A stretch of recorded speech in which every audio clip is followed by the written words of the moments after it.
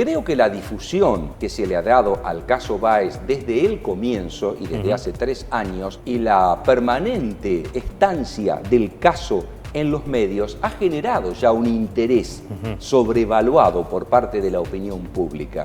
No hay persona con la que uno pueda hablar de cualquier profesión, cualquier desempeño social que no esté al caso de esto. ¿Desde qué punto de vista es más grave? Hay cosas que son realmente serias y que realmente noto inclusive en la opinión pública, en distintos tipos de personas, de distintas edades, que ni se atreven, dicen, por favor, doctor, sí, no me hable de claro. eso, no quiero ni imaginármelo, para que uno se dé cuenta de la gravedad que tiene. Ojo, insisto, el caso Báez es grave y también podemos entrar en detalle con posterioridad sin inconveniente, pero quiero decir, me da la sensación, en mi opinión, que lo de la criatura completamente desvalida es aún más grave todavía. Se vislumbraba esto de 5 condenas a perpetua, 3, 15 años. ¿La calificación está correcta de acuerdo a su criterio? Para mí, debieron estar todos en un mismo rango. ¿Y qué sería, yo no puedo decir que es error, autor, una confusión o...? No lo puedo afirmar, pero que es un error que está cabalmente puesto de manifiesto. Esto es al comienzo de la sentencia.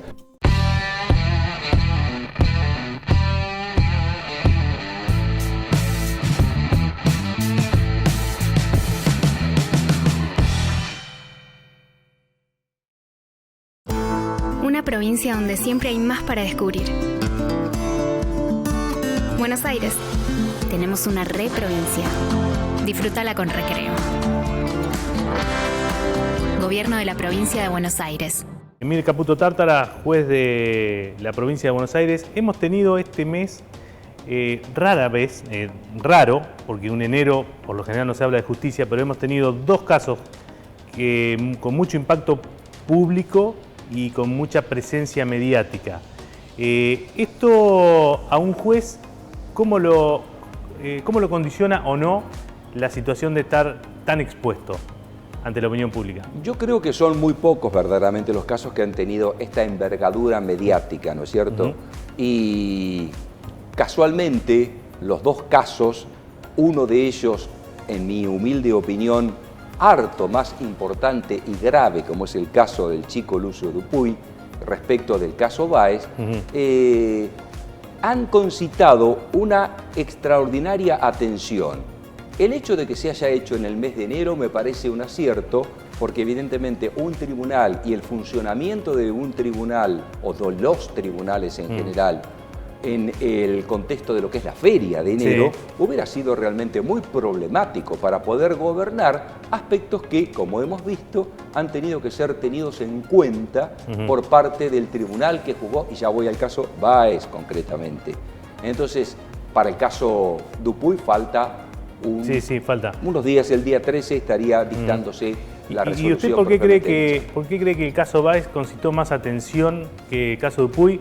Y después de esa respuesta quisiera saber por qué usted cree que es más grave el caso Dupuy que el caso Báez. Claro, es una opinión de todas maneras y tiene que ver con la subjetividad de cada uno. Creo que la difusión que se le ha dado al caso Báez desde el comienzo y desde hace 3 años y la permanente estancia del caso en los medios ha generado ya un interés sobrevaluado por parte de la opinión pública. No hay persona con la que uno pueda hablar de cualquier profesión, cualquier desempeño social que no esté al caso de esto. Y me parece que eso ha traído aparejado una suerte de atención previa y connotación especial. El hecho de que se haya dado, insisto, en el mes de enero, tiene una connotación especial porque en el mes de enero los tribunales están todos prácticamente parados como consecuencia. Era lo único que había para apuntar. Absolutamente. Y ahí tenés un aspecto fundamental como para considerar la extraordinaria atención que se le prestó. ¿Y por qué es más grave, de acuerdo a su criterio? Bueno, desde el punto de vista penal, desde el punto de vista del delito, ¿desde qué punto de vista es más grave? Sí, desde lo de social. La gravedad del hecho fáctico propiamente dicho, pasado por el tamiz de lo penal propiamente dicho. Una criatura a la que se lo sometió a semejantes vejámenes y luego y finalmente la muerte, tiene una connotación diversa de lo que fue originalmente una pelea en un boliche bailable, en el caso de Lebric, donde se generó una disputa que luego se terminó, entre comillas, resolviendo en la parte exterior. Visto desde esa óptica, no podemos dejar de considerar la enorme indefensión que tiene una criatura de las características del Chiquito Dupuy, completamente indefenso, y la gravedad de no haberse tomado recaudos, que en esto sí me gusta poner especial énfasis, por parte de quienes operaron el traslado de esa criatura que estaba en poder de unos familiares, unos tíos creo que eran, para devolvérselo a la madre sin tomar los recaudos. Primero y principal, que un chiquito ya de esas características es de harto frecuente se le pregunte si desea ir con su mamá. A partir de ahí. Luego, verificar estado de situación con pericias de toda índole para ir prefigurando una hipótesis eventual de sufrimiento. Luego, ¿qué pasó con la escuela que no verificó? O sea, ninguno de los estamentos del Estado pudo encender una alarma. Cuando llega a la justicia ya es tarde. Absolutamente. Y fíjate vos, ¿y de qué magnitud? Si dijera lo tomaban con algún abuso sexual, con algunos golpes importantes y demás, bueno, era todavía salvable. Pero acá no hubo ninguna alternativa. Dicho sea de paso, dado que estamos tratando los dos casos, en ninguno de los dos casos. Sí. Pero en un supuesto como el de esta criatura, que verdaderamente estaba completamente indefenso y a merced de dos personas que demostraron ser, la verdad, muy nefastas para la situación. De todas maneras, en el caso de Dupuy hubo una intervención previa a la justicia, una jueza que ahora está siendo cuestionada justamente por su actuación. Ahí, ¿usted qué cree que pudo haber pasado? Digamos? ¿Hubo ahí algún tamiz ideológico, algún tamiz vinculado con lo político? ¿Cuál sería la razón por la cual esta jueza tomó esa determinación? Sí, me parece que ha sido un criterio unipersonal, ¿no? Yo no tengo el gusto de conocerla, de poder opinar, porque ya sería pasar por el tamiz de lo psicológico, ¿no es cierto? Pero me da la impresión como que hubo una soltura mayor para hacer una entrega de manera directa, a diferencia de todos los recaudos que había tomado con anterioridad cuando se los entregó a unos familiares indirectos, directos, pero, sí, pero que no son padre y madre. Que no son padre y madre. Entonces, me da la sensación como que de repente también una cuestión de género, en el buen sentido de la interpretación de la expresión género, que decir, qué mejor que va con su mamá. Pero lo ideal hubiera sido constatar si verdaderamente esa mamá o ese papá, llegado el caso, también en la hipótesis, estaban en condiciones de poder darle un tratamiento adecuado. A la vez que también la connotación de haber verificado que esta mamá estaba viviendo con su pareja, también femenina, que no tiene nada que ver, podría haber sido masculino sin ninguna clase inconveniente, acá no hay ningún agravio en ese sentido, pero también verificar estado de situación de esa persona para saber si no podía ser nociva en el tratamiento.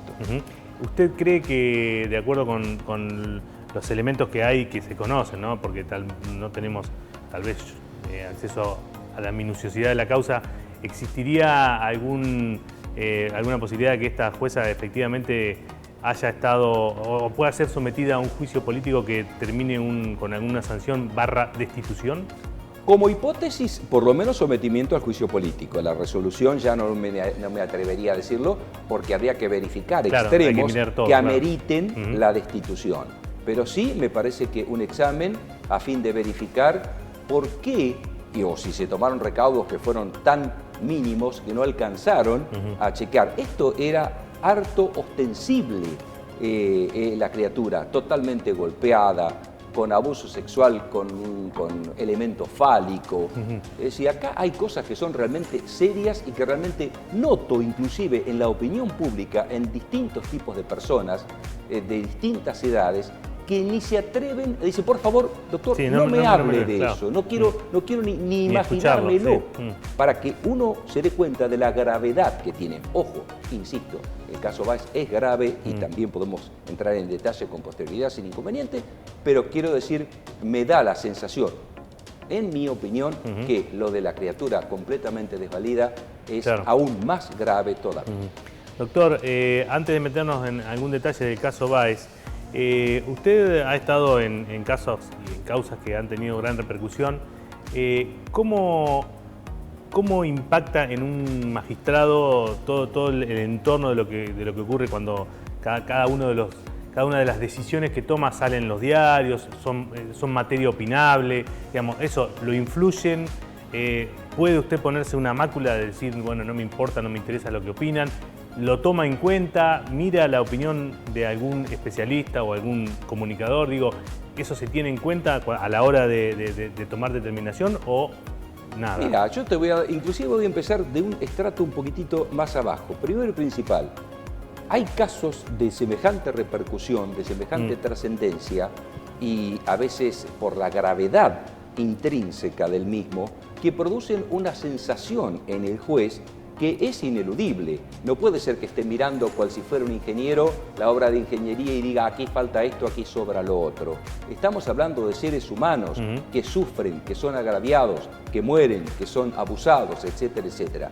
De manera tal que, te quiero decir, que de repente entro más en edad, que ya la tengo, y me produce una sensación bastante desagradable enfocarme, porque realmente cuando me introduzco en el caso lo hago como ser humano, además de como juez, y lo hago con todo lo que corresponde para poder llegar a un análisis. Luego, cuando se toma la decisión, ese fue el estrato primigenio, cuando ya se llega al momento del juicio propiamente dicho, nos manejamos respetando el debido proceso legal, dándole a ambas partes, Ministerio Público Fiscal, a todo evento particular notificado, y en su caso defensor, las posibilidades para que actúen con total libertad y con la amplitud probatoria que la ley les confiere, la ley y la Constitución. Entonces, de esa manera nos quedamos con la tranquilidad de haber hecho todo lo que estuvo a nuestro alcance para que cada uno articule los medios que crea conveniente. Llega el momento de la resolución, resolvemos de acuerdo con la prueba que se pudo conseguir y que nos autoriza a dictar una resolución. Claro. Luego, sabemos que en general, en el caso mío, que soy en este momento presidente de un tribunal criminal, la resolución que dictemos va a quedar supeditada al análisis que haga posteriormente, como también va a ocurrir en cualquiera de estos casos, casación. Sí, que bueno, es el pero tribunal inferior. usted me lo está llevando al plano casi de lo técnico y yo lo quiero el pelo humano. Sí, y cómo... Pero a eso iba, porque estoy redondeando para poder ir a lo humano. Entonces, lo que diga casación me podrá gustar más o menos. Si difiere conmigo, diferiremos, pero a mí no me va a preocupar en lo absoluto. Respeto la opinión, lo mismo que la Corte Provincial y lo mismo que la Corte Nacional, cuando de repente ratifica o, por supuesto, cuando los fallos son ratificados, uno se siente verdaderamente consustanciado con eso. Pero en el medio pasa toda esta cuestión de lo mediático y lo demás. ¿Eso no lo influye para nada? A mí, en lo particular, no. ¿Y usted cree que otros jueces sí? Porque hubo mucho de esto, ¿no? Sí. En el caso de Báez Sosa, y ahora sí no me temo, había ahí como cierta presión, había casi una instalación mediática de algunos sectores, más particularmente la defensa del particular damnificado, ¿no? Sí. O sea, el estudio que estuvo trabajando, burlando con el personal damnificado, prácticamente que pretendía imponerle a los jueces que dictaran una perpetua para todos, porque si no, no iba a ser justicia. De hecho, había una especie de eslogan. Digo, todo eso, cuando el juez se sienta con su conciencia y con sus elementos, no entra en juego. ¿Y usted cree que en este caso pudo haber sido influenciado para algo? No, mira, yo creo que realmente, te vuelvo a insistir, y por eso hice todo este aspecto, si se quiere, informativo técnico, pero no con ánimo de tecnicidad, sino de decir, estamos supeditados a parámetros determinados y tenemos que saber que nos movemos en ese contexto y respetar lo que cada uno siga pensando. Cuando la prensa elogia, bienvenido sea. Si no elogia y uno está convencido de que lo que hizo era lo correcto, tampoco eso a mí en lo particular no me preocupa, no me inquieta, no me molesta. Sí, estoy abierto a la libre opinión de cada uno. Ahora, las peticiones que se llevan a cabo a veces tienen cierto grado de exageración, tanto en el caso Báez, que mencionabas a título de ejemplo recién, tanto por parte de la defensa técnica Sí. de los 8 coimputados, Sí, claro. como también del particular damnificado. O Sí. en su caso... A tal punto que de decir que la culpa de todo la tenía la prensa, ¿no? De la Claro, defensa, claro. digamos. Es como un poco exagerado, ¿no? Bueno, absolutamente. Yo creo que la difusión que se ha dado lo que hace es verdaderamente poner de manifiesto, evidenciar claramente un poco el interior de lo que significa el juzgamiento de casos, porque como este caso, los hay muchísimos otros. De repente, valga la expresión, pegan de manera extraordinaria en el marco de la opinión pública y por supuesto Sí, sí. los medios siguen Sí, sí, trabajando porque tienen sobre un par de eso. condimentos, Claro. Ralbier, Noche, Jóvenes, Obviamente. Villa Gesell, Sí. digamos, esos son como condimentos que hacen, Claro. que lo hacen atractivo de lo mediático, pero hay otros casos parecidos casi todos los fines de semana. Exactamente, exactamente, y que por ahí no tienen tanta difusión, etcétera. Y yo creo que en estos casos en particular, verdaderamente ha tenido una trascendencia muy especial el hecho de que se comenzó a denominar como rugbyer a estas personas, y es como que se empezó a criticar la actitud de los jugadores, lo cual por supuesto es nefasto y estoy totalmente en desacuerdo, porque O no sea, todos ¿usted cree que actúan es de esta manera. una estigmatización? Sí, a mí me dio esa sensación, como que se estigmatizó. De todas maneras, esta gente, de acuerdo con lo que surge del fallo, por supuesto yo no lo he leído con total detenimiento, además mal haría con solo leerlo y poder opinar con lujo de detalle, porque eso lo puede hacer el juez que verdaderamente entra al conocimiento y dicta la resolución. Tenían ya, había ya información en el sentido de que actuaban en grupo cuando iban a diversos lugares. Sí. Y que tenían esta costumbre de actuar medio como en manada, donde se suscitaba un inconveniente, iban todos y claro. colaboraban para darle, entre comillas, solución al conflicto. Y bueno, en este caso se vio Claro, terminó mal. franca y lisa y llanamente, que fue así concretamente. Doctor, usted estuvo leyendo lo que, ahí veo que tiene algunos apuntes Sí. incluso del fallo.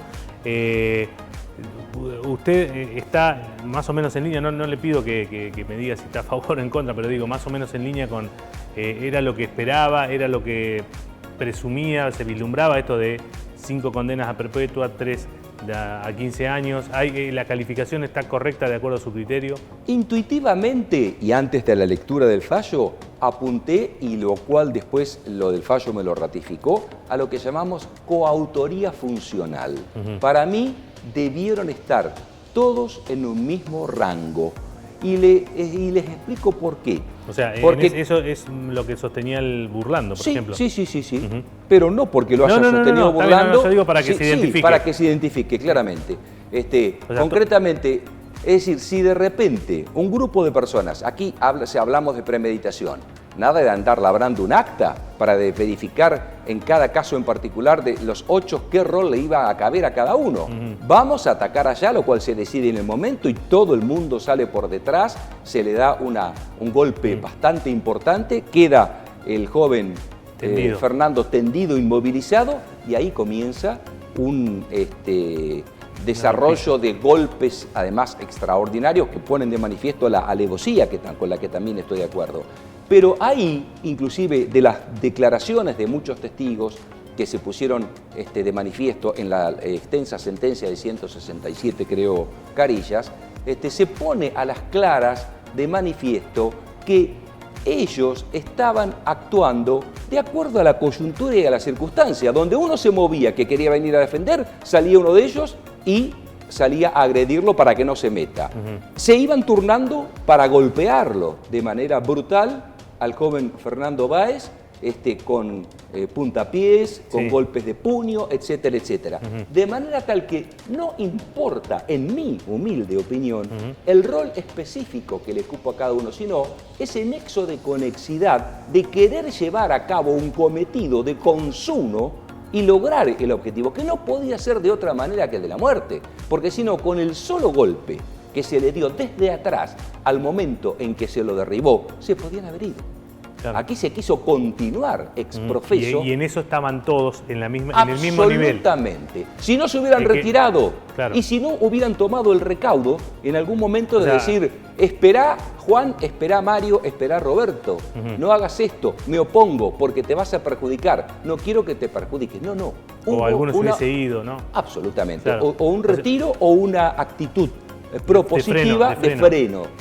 Pero no hubo nada, sino todo lo contrario. Todos los testigos que tuve oportunidad de leer ponían de manifiesto que había una actitud de actuar de conjunto desempeñando roles coyunturales. Paro a uno para que no venga a intervenir y no interrumpa lo que están haciendo. Se cansaban de pegar y se ponía en su lugar otro para seguir pegando y lograr el objetivo que no pudo haber sido sino el de la muerte. Claro, y los jueces... ¿En qué, digamos, cuál fue el elemento que hace separar a los que se supone que son autores y los que son autores secundarios? Digamos, bueno, de repente una menor participación, lo cual se podía ver en los videos, un menor... tal vez más lejos de lo que era el foco del cuadro propiamente dicho, pero insisto, esa coautoría funcional le cabe a cualquiera de los partícipes de acuerdo con el grado. Si no, se tiene que ir. Tiene que lograr un impedimento o de alguna manera. Pero estar coparticipando, no es miro y con esto me complazco. No, miro, aliento, dale, pegale, matalo a ese negro de mierda. Bueno, y tantísimas otras cosas que no pueden poner sino de manifiesto una condescendencia con el acto que están llevando a cabo entre todos. Doctor, ¿eso está específicamente establecido en el Código Penal? Hay resoluciones, fallos de la Casación, de la Corte Provincial y de la Corte Nacional que hablan de lo que se llama la coautoría funcional. La coautoría, el autor, el coautor y el partícipe primario necesario, etcétera, etcétera, artículo 45 del Código Penal.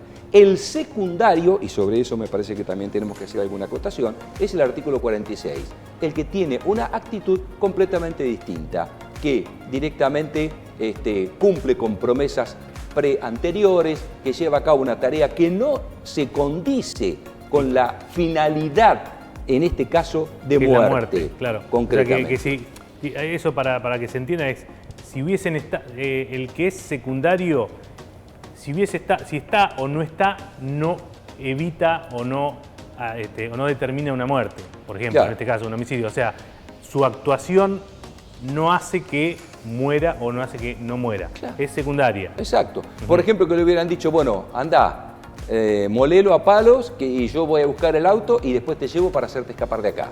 Eso es una secundaria participación. Claro. Pero no sé si molelo a palos significaría andá y matalo, que también ahí por ahí podría tener otra connotación. Andá, pegá, peleate y yo voy a buscar el auto y te paso a buscar por acá. No está ni en el momento de la pelea, ni pone una patada, ni empuja, ni saca, ni evita nada. Claro. Nada de eso que sí hicieron. Exactamente. ¿Usted cree que casación, porque da la sensación, a ver si esto es así o es solamente una percepción equivocada, que a medida que avanzan las revisiones,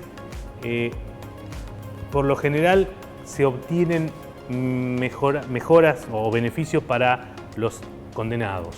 En muchos casos que hemos conocido, un tribunal de primera instancia dicta una condena y después casación la baja y hasta la Corte a veces también la baja. ¿Usted cree que en este caso puede llegar a ocurrir eso? Es decir, o por lo que usted me explicaba recién, al contrario, podrían llegar a ser todos condenados por... Mira, yo calculo de mis ya largos años de juez, largas decenas de juez, con otro sistema de código, con el código actual, etcétera, etcétera, he recibido ratificaciones tanto de la casación, en su momento de la Cámara de Apelaciones, cuando no existía la casación, y de la Corte, o sea, y en otros casos han sido revocados o han sido disminuidos por alguna circunstancia. O sea, es lo mismo, es una percepción nada más, esto de que lo disminuyen es una percepción. Absolutamente. Aquí supongo yo que por ahí también pueden interponer el recurso de casación, los propios fiscales, si es que ellos consideraran que verdaderamente también estos tres que quedaron con esta participación, de la cual quiero dar cuenta, porque he traído también ahí una manifestación que se hace en la sentencia que creo que es errónea. creo que concretamente ahí ellos pueden manejarse con total libertad la casación. Es decir, y hay, en general, quienes estamos dentro del sistema, conocemos las tendencias de algunos de los jueces o salas o demás en el sentido de si son más proclives en un sentido o proclives en otro sentido. Y van a veces buscando, lo cual se dio con el correr de tantas décadas que yo lo he podido constatar a eso, por eso hablo con conocimiento de causa. Es decir, donde cayó en sala X, no, ahí no hay ningún inconveniente. Cayó en sala B, ahí me parece que puede haber un beneficio en favor a tal planteo o a tal planteo, en función de cómo uno los cómo los ha visto fallar y antecedentes anteriores. Doctor, usted ahí marcaba un elemento que podía llegar a determinar algún cambio brusco en el... Sí. ¿A qué se refiere? Concretamente, y voy a permitirme leer brevemente, en la página 15 de la sentencia propiamente dicha, que la traje fotocopiada, aparecieron que en el caso de los 3 que tuvieron la pena de 15 años de prisión, Luca Fidel Pertossi, Ayrton Michael Violás y Blas Sinali, que en definitiva terminan en la parte resolutiva de la sentencia como partícipes secundarios y se cita expresamente el que te mencioné, por secundario, claro, le dan del 15 46, años por secundario. Pero aquí se dice concretamente, resultaron partícipes necesarios del suceso, con lo cual se está diciendo exactamente lo contrario. ¿Y qué es una contradicción? ¿Usted cree que es un error? Yo no sé a qué atribuirlo. Pero eso es lo que firma la jueza. Absolutamente. Por eso hasta me permití traer, para poder leerlo con precisión, una fotocopia de la página 15 para aquellos que tengan la sentencia y puedan verificarlo, lo cual es algo que verdaderamente llama poderosamente la atención. Porque yo no puedo decir que es autor... ¿Una confusión o...?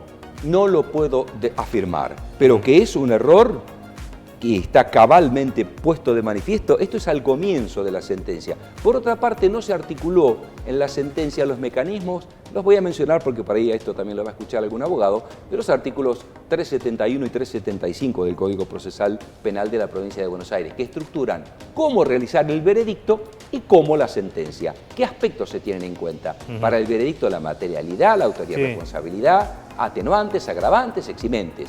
Para la sentencia, la calificación legal y la pena o el resultado de que se trate, concretamente. ¿Y eso tampoco se respeta? Bueno, aquí yo veo que se ha hecho un mix al principio, como que se trató en simultáneo la autoría con la materialidad. Tampoco estoy de acuerdo, pero esto es una cuestión estrictamente personal, pero, sí, lo importante... con la estructuración del enunciado de los testigos. Tampoco. Yo creo que tenía que haber sido de otra manera y haber dado tratamiento, en primer lugar, al aspecto material propiamente dicho, después decir, señores, los imputados son o no autores o coautores de este hecho. Lo son en carácter de partícipes primarios o secundarios. Doctor, pero este tipo de cuestiones que usted plantea pueden llevar a una nulidad o por lo menos a que Casación diga hay que hacer algo de nuevo. Yo lo dejaría en duda a esto. No sé qué es lo que yo haría y no quiero pronunciarme tampoco en este sentido, pero que hay un error muy patético y patente, no cabe la menor duda. Al principio se habla, insisto, para leerlo y no equivocarme, resultaron partícipes necesarios del suceso. Fulano, Mengano y Sutano. Y esos 3 al final se los condena por partícipes secundarios del artículo 46 en lugar del 45. Lo cual obviamente se habla por ahí de una duda razonable, etcétera, etcétera. Sabido es que es un principio general del derecho procesal penal que se dice desde la época romana indubio pro reo, en la duda hay que estar en lo que sea más favorable al imputado, ¿no es cierto? Pero de cualquier manera aquí se lo pone claramente de manifiesto y de manera expresa que se tratan de, no quiero equivocarme, partícipes necesarios del suceso. Claro. Y cuando queremos acordar, al final se llega a la conclusión de que son secundarios, lo cual me parece que va a traer aparejado por lo pronto una necesidad de una resolución en uno u otro sentido. Doctor, prácticamente hemos tenido una clase de derecho de 25 minutos y yo se lo agradezco mucho y por ahí lo vamos a volver a convocar para otros temas que tengan que ver con la justicia y además poder seguir hablando sobre esto. la justicia provincial, cómo impacta en la gente, porque esto es lo importante, ¿no? El tema de que, bueno, uno ve que las cuestiones de la justicia, sobre todo la justicia penal, están como alejadas de lo cotidiano, pero bueno, cuando están así todo el día en la tele es como que... Dos cositas, si me permitís, breves, claro, para por síntesis supuesto. final. Para el caso Dupuy, trato de estimular a quien corresponda para que en casos del tratamiento de chicos se tomen los recaudos que la ley indica y el sentido común antes de hacer el otorgamiento a una persona determinada. Es muy frecuente que lamentablemente hoy día se avance en el sentido, hubo un abuso por parte del padre y que esto traiga aparejado una separación y una necesidad de no contacto, etcétera, etcétera. Bueno, que se sea sensato, equilibrado, adecuado, que se tomen, que se lleven a cabo cámaras GESEL con los chicos, que actúen profesionales de la psicología, que actúen también aquellos que... O sea, que se preste más atención todavía que lo que está escrito y más. Y más todavía, es decir, pero que se constate de manera fehaciente para tomar la decisión al chico, ¿lo saco o lo doy? Al chico, me refiero al menor, a la menor, llegado el caso. Y en el caso Báez, me parece que, dado la frecuencia que vos mismo señalabas, es muy frecuente que en los boliches bailables se den estas cosas. A mí me parece que debiera haber, además de los patobicas, de aquellas personas que son... Control de su seguridad dentro. Porque, ¿qué hacen? Lo sacan afuera y se lavan las manos. Claro. Si acá se hubiera tomado el recaudo de ponerlos en posesión de policía que debiera estar también en Contralor, sabiendo que se trata de un sitio un lugar peligroso, con separación. Poder generar una separación. Si después se van a buscar y se van a encontrar a posteriori, bueno, pero en el momento de la bronca que se genera, yo creo que si estas personas hubieran podido salir cada cual en uno y otro sentido y no encontrarse, esto no hubiera sucedido. Gracias, doctor. Gracias a ustedes por invitarme.